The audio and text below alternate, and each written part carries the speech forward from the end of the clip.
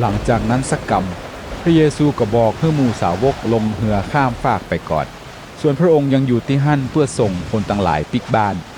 เมื่อส่งคนต่างหลายปิกเมือบ้านหมดแล้วพระองค์ก็ขึ้นไปบนดอยคนเดียวเพื่ออธิษฐานมืดค่ำแล้วพระองค์ก็ยังอยู่ที่หั่นคนเดียวส่วนเรือของหมู่สาวกได้ออกจากฝั่งไปจัดไก่แล้วกำลังถูกคลื่นลมปัดไปปัดมาย้อนเรือต่อลมประมาณตี 3 ถึง 6 โมงเจ้าพระเยซูเตลบนน้ำไปหาหมู่เขาเมื่อหมู่สาวกหันพระองค์เตลมาบนน้ำก็ตกใจขัวปากันฮ้องเสียงดังว่าผีแต่พระเยซูอู้กับหมู่เขาตอนนั้นว่าแปลงใจดีๆไว้นี่เฮาเนอร์บ่ถ้ากลัว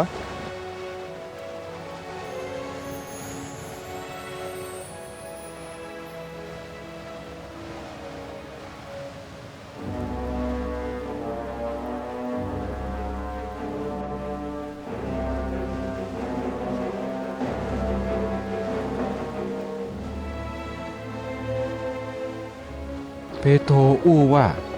ถ้าเป็นอาจารย์แท้ๆแล้วของข้าพเจ้าเตียวบนน้ำไปหากรรมพระเยซูบอกว่ามาแล้วเปโตรก็ออกจากเรือเตลบนน้ำไปหาพระเยซู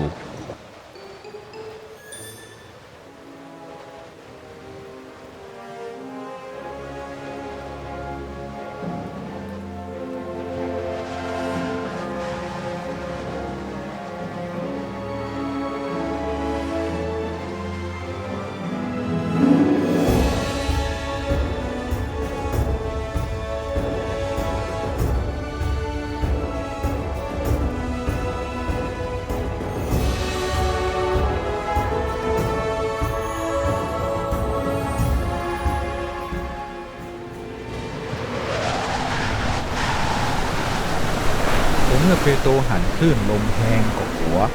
เมื่อกำลังจะจมลงน้ำก็เอิ้นเสียงดังว่าอาจารย์เจอกับเตอร์พระเยซูก็ฟังยื่นมือจักตัวเขาไว้อู้ว่าต้านมีความเชื่อน้อยแต่สงสัยยิ่งหยัง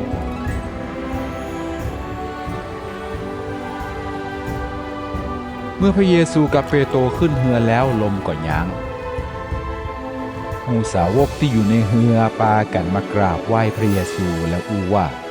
ท่านเป็นพระบุตรของพระเจ้าแต่